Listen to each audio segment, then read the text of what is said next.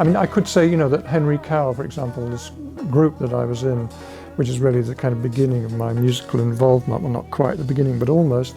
So I started in 1968, in this spirit of May 1968, and which was a kind of Marxist spirit.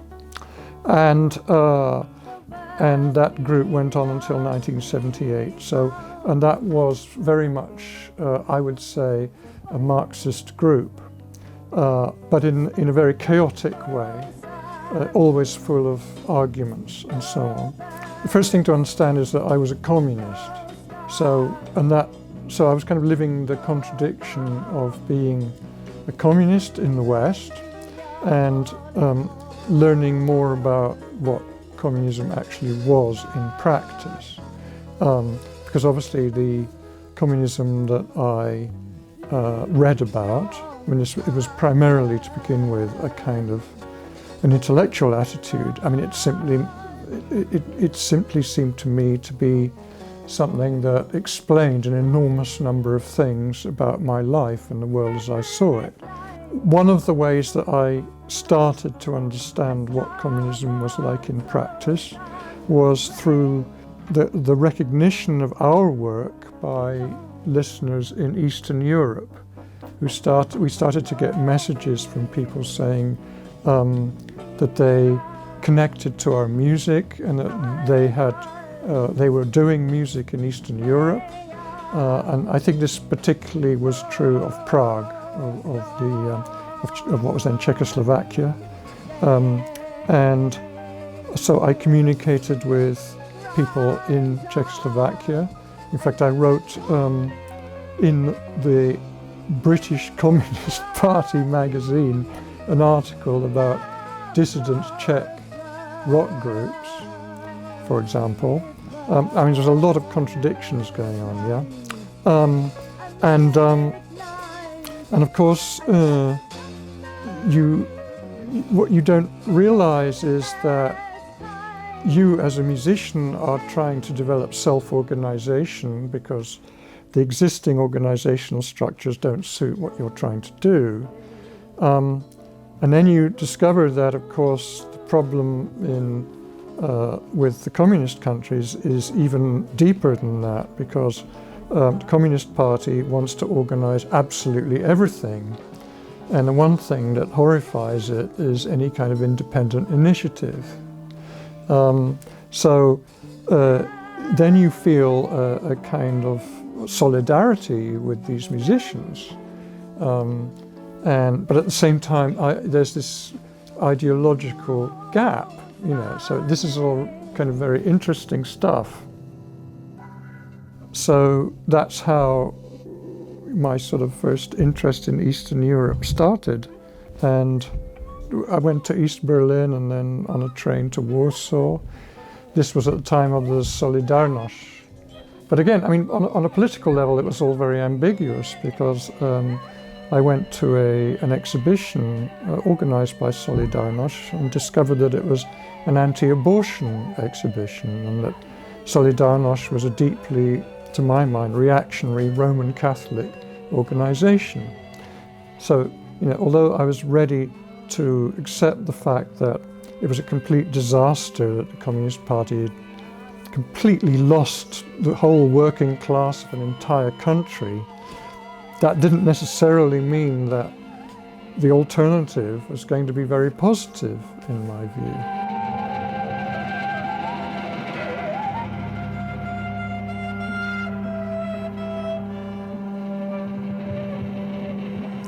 '67 was the kind of year of psychedelics, you know. I was actually in India that year. I went to India to try to find the truth, and luckily I didn't find it. Came back and was, you know, smoking a fair amount of hashish, but it then sort of things changed for us in '68 because it was almost like the authorities couldn't tolerate this completely autonomous movement, because you know, the hippie movement was quite interesting, and I think it's often not not so, perhaps not as valued as it should be, because in a sense, we were making absolutely uncompromising utopian demands. And I think that's quite an interesting thing to do. Whereas when you come into 68, we get sort of drawn into a more Marxist way of thinking, a more normal kind of politics. I wouldn't say that psychedelics was a great influence on Henry Cow's music as it developed, though.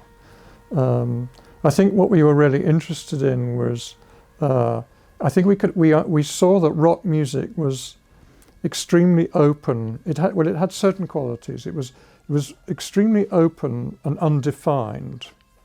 So you had this situation where a group like the Beatles, who'd been playing to kind of teeny bopper audiences and wearing their uniforms and sort of playing very simple, basic love songs and so on, started to discover all this stuff, I mean, they started to discover musique concrète and Cornelius Cardew, and they were experimenting in studios and making long conceptual albums, and so rock music was very, very undefined. And then the other thing about rock music was that it was group music, which I think also is very interesting, that it really was collectively made.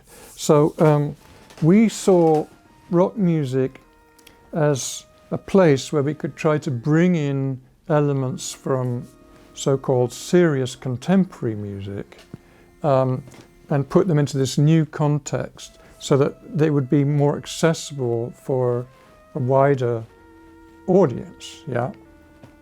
So I mean, I think rock music is like a kind of a school in that way for me.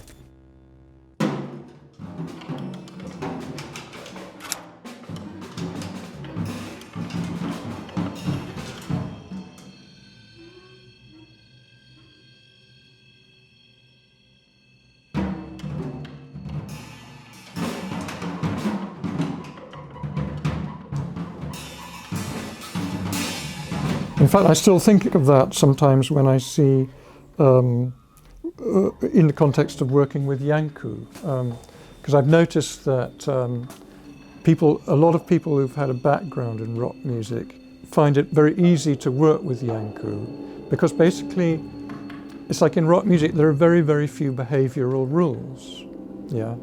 Whereas in classical, conservatoire, contemporary music, there are lots of behavioral rules.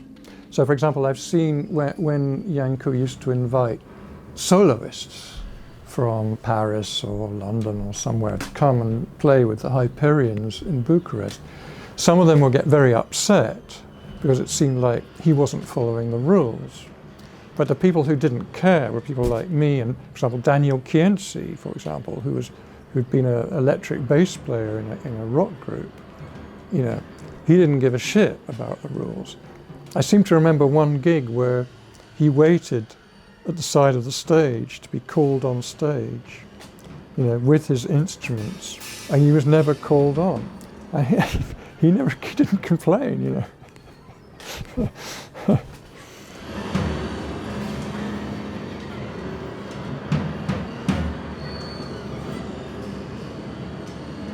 What I've been talking about with Henry Cow, this idea of bringing in, I was very excited by music, Bartók and Stravinsky and Messiaen. It was very big for me.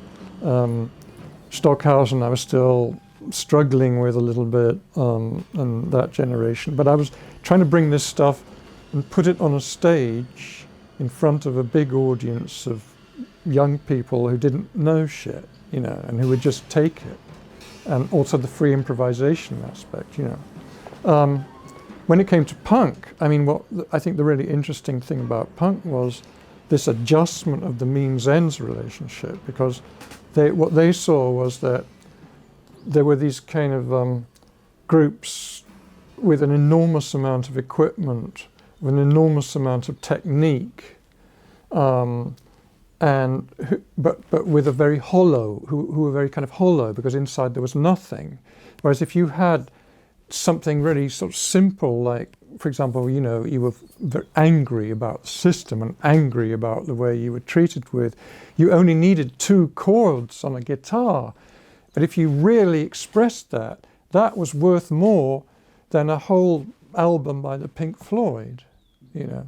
So that for me, that was very important. I mean, you know, in the abstract, you know these things, but it's also very good to see it actually happening and think, yeah, okay, well, that is really effective, you know. That really does have something to say, this music, you know. And it relates, of course, to ethnic traditions like, you know, Mississippi blues or something like that, you know, when people hardly even had an instrument to play, you know, I mean, but they did this stuff, you know. Well, I always wanted to do contemporary music stuff. I thought, you know, in a way I thought that's what I was doing even, you know, in the 1970s. It was just that I was putting it into a different context. You know, my difficulty started when I just couldn't enter the rule-based contemporary music system.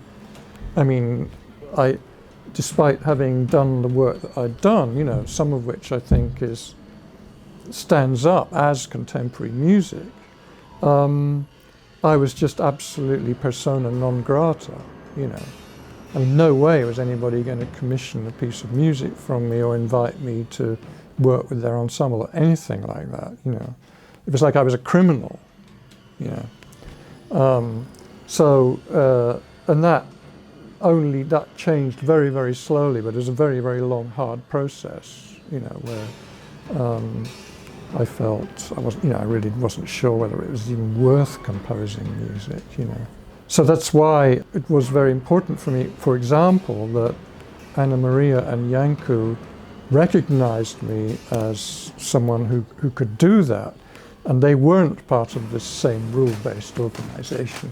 They had different rules, and their rules were evolved in this huge struggle to even survive in Romania, you know, to physically survive and to not be arrested and to try to get your music played in these incredible circumstances, which really kind of cut through the crap, you know.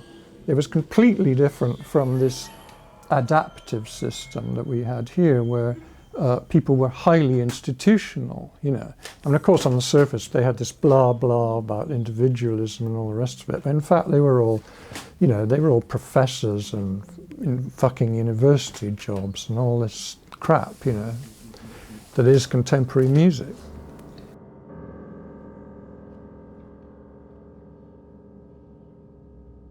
I can't remember exactly why, but I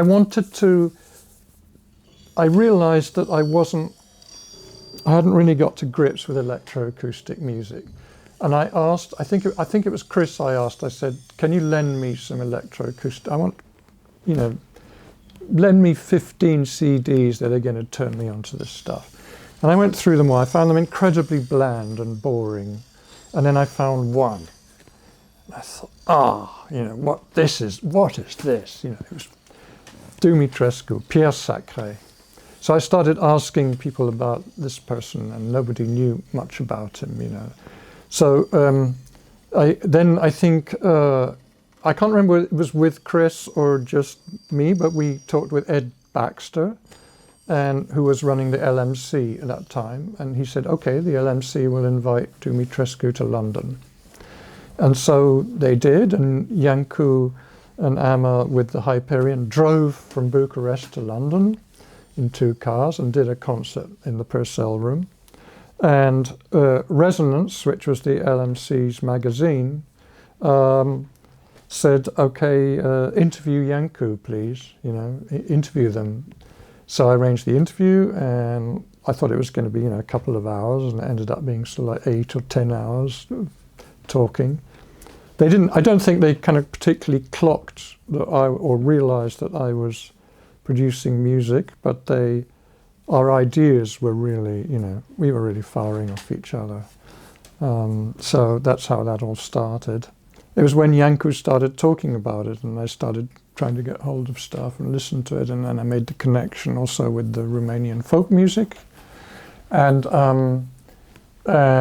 I also went back and listened to some of the French spectral music, and I kind of understood the different approaches.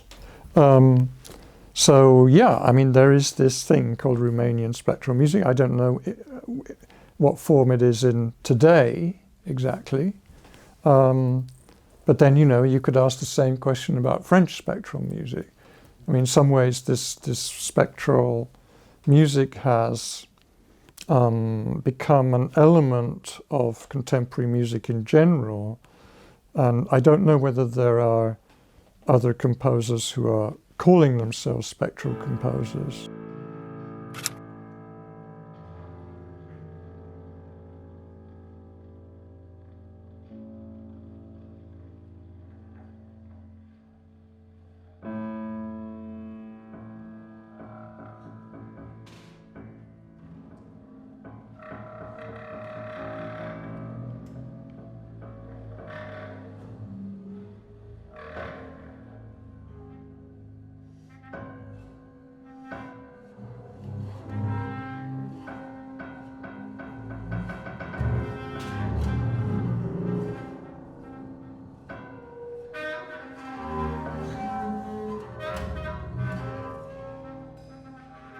Iancu's music does get through to people. I mean, all kinds of people, some of whom I would have thought might find it quite off-putting, because it's got a simplicity to it and a kind of honesty to it. And, you know, I see people understanding it and relating to it, all kinds of people, you know. So there's nothing, you know, as Anna Maria and Iancu used to sometimes discuss, I mean, the difficulty is in the kind of transmission and diffusion area, because it's so unique what they're doing, you know. On the other hand, that's also an advantage. I mean, another thing that's unique about it is that they actually take recording seriously. I mean, they regard recording as part of the artistic production in a way that almost no other composers do. And that's something I recognized immediately because I was coming out of rock music, right, where you make albums. I mean, you regard making an album as an important, I mean, you don't anymore, right, but you did in the 70s. And you would mix the album. You know, Henry Cow, we started learning how to use the studio as a musical instrument, you know, by, okay, you record a piece, but then you think, well, hang on, let's just not use the bassoon part in that bit. And then we'll just put some reverb on this instead, and it'll sound much more interesting. So, you know, everything that's recorded is kind of material that you're sculpting towards another result, which will have some effect on the listener, which is like an equivalent to what might have happened at the concert, but in no way a reproduction of it. You know, it's like recording doesn't reproduce anything. It doesn't produce an imitation of the live event. It produces something else. So then you do other things to it. You know, you saturate the sound in a particular way, you add something, you take something away, and then you can get at something which is as exciting in its way as being at a concert, but it's other. You know, it's not a reproduction. And they understood, Iancu and Amma understood this, and that's very rare amongst composers, yeah. So the way they had of distributing their CDs everywhere through different channels, which were normally perhaps some channels reserved for noise music or rock music or whatever kind of music, this was in a way a great advantage for them, you know.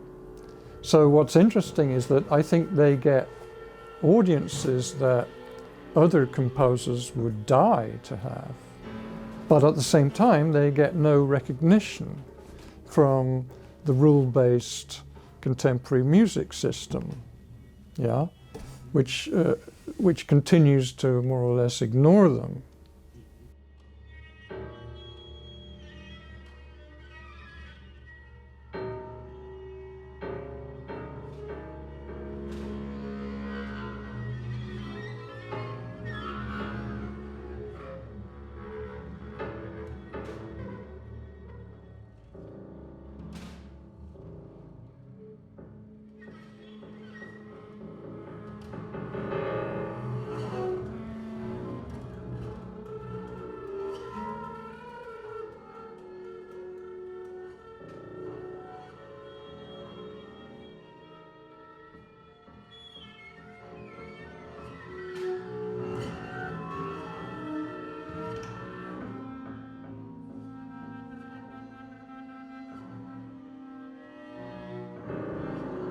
just by the mere fact of working with the Hyperion ensemble, and one is obviously sharing in this extraordinary kind of culture, which because a Hyperion ensemble is a culture, I think, that Iancu and Amma created, and which is kind of passed on to new members.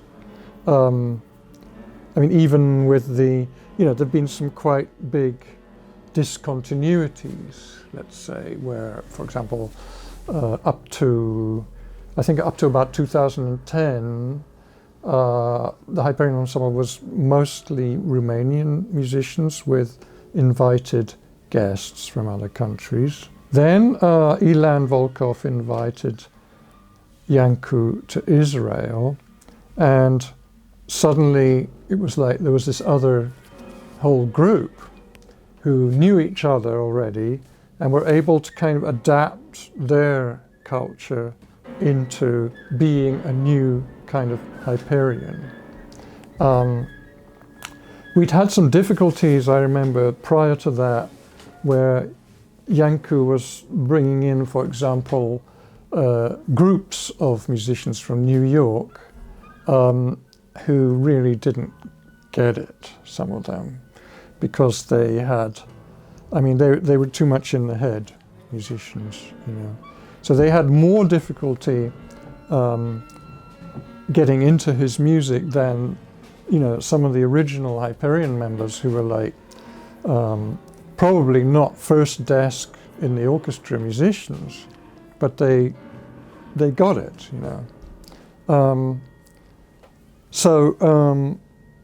The Israeli contingent was a sort of discontinuity in the history of Hyperion. But what was interesting was that the culture recreated itself, and it managed. Because I think one of the things that was interesting is this business about the social relationships between musicians and how, in a sense, you have to, if not destroy them, at least push them aside. Yeah, because you need something much more fundamental to be happening, and if people are thinking about each other in that social way, then it's harder. And probably the musicians from the orchestras had a kind of more what you might call a professional way of dealing with that, whereas the group from Tel Aviv were more friends. And so that had to be channeled into being Hyperion. And I think that worked. I think Anna and Iancu achieved that,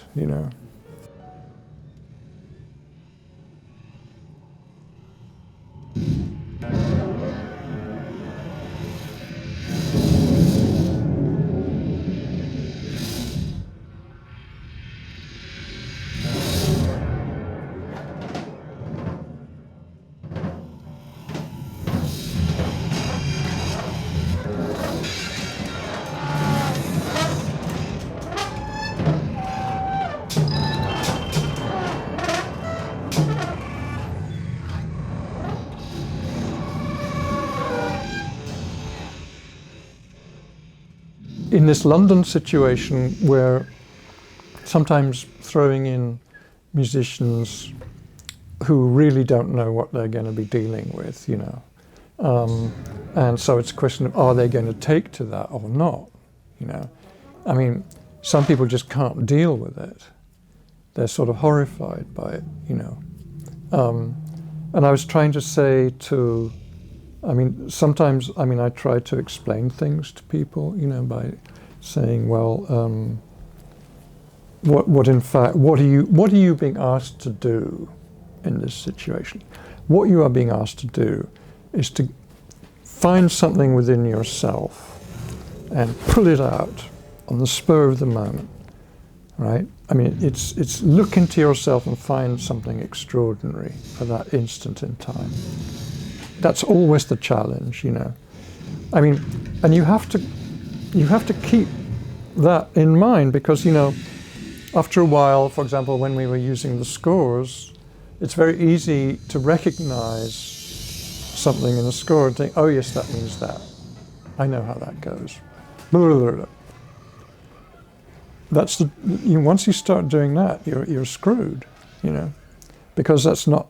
You must use the score as a kind of provocation and a challenge to yourself, you know. So anyway, there's that side of it. So there's the musicians are struggling with Iancu, and then Iancu, what you're talking about is Iancu struggling with the musicians, but that of course is a function, you know, there's an interrelation. So, you know, Iancu is in one sense highly pragmatic. I mean, in fact, there couldn't be anybody more pragmatic in the sense that he gets an idea of what's there in terms of human material, and then he'll think, yeah, okay, no, I'm not going to do that. I'm going to do this over here. Actually, I'm not going to use the electronic stuff. Actually, I'm going to start with that instead, or we're going to do that. You know, he has this capacity to, and he wants, in fact, to hold everything in place until it has to be deployed. And for example, I really enjoyed the way at Cafe Otto we had the dark intervals. Yeah. Like, you know, normally it's very clear. There's an interval, the lights go on, the audience go and get beer, you know, and everybody chatters, and then the lights go off, and then you start the next piece. But at Cafe Otto we were doing dark intervals. This is very nice, you know, it breaks the rules, you know.